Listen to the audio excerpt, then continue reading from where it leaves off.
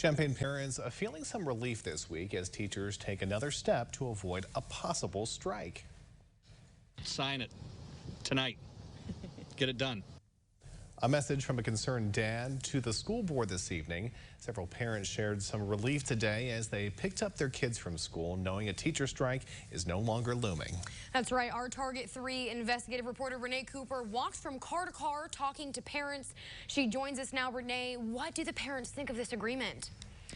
Well, Marley, the biggest relief for parents is that kids will likely still have the teachers they've grown with in these schools for months through the end of the year. Now, the fact that schools are short-staffed is not lost on these parents. They say there's always an effort to bring in substitutes and aides, but there's a natural drop in quality when they have to come in, and the stakes are much higher than for the loss of quality than when you have to buy off-brand ice cream or have to trade in your new car for a used one. Education is an investment in the rest of their lives. It impacts outcomes down the road. For parents of Southside Elementary School students, waiting in this line is mostly a mundane daily routine. But Wednesday, the day after Champaign teachers ratified a tentative contract with the district, narrowly avoiding a strike, the mundane is something to be thankful for.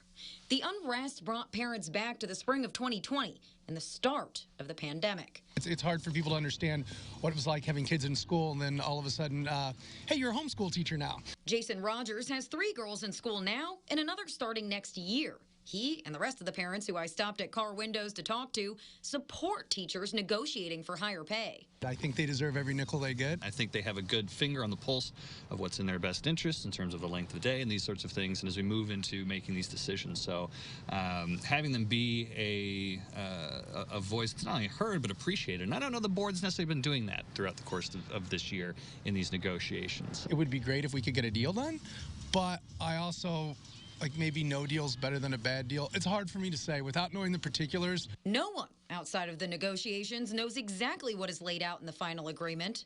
Nearly a quarter of union teachers were not on board Tuesday night.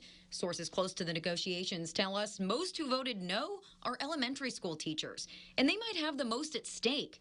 The initial contract offer from the school board, made public last month, added 50 minutes to the school day for K-5 students. When you've got larger class sizes and you've got a teacher that's maybe a little bit overwhelmed, doesn't it seem like what's 1 hour going to do? At this point, nothing is a done deal, but confidence in an uninterrupted end of the school year did grow overnight. From kind of the numbers that I've heard or seen, you know, they're going to sign off on the agreement.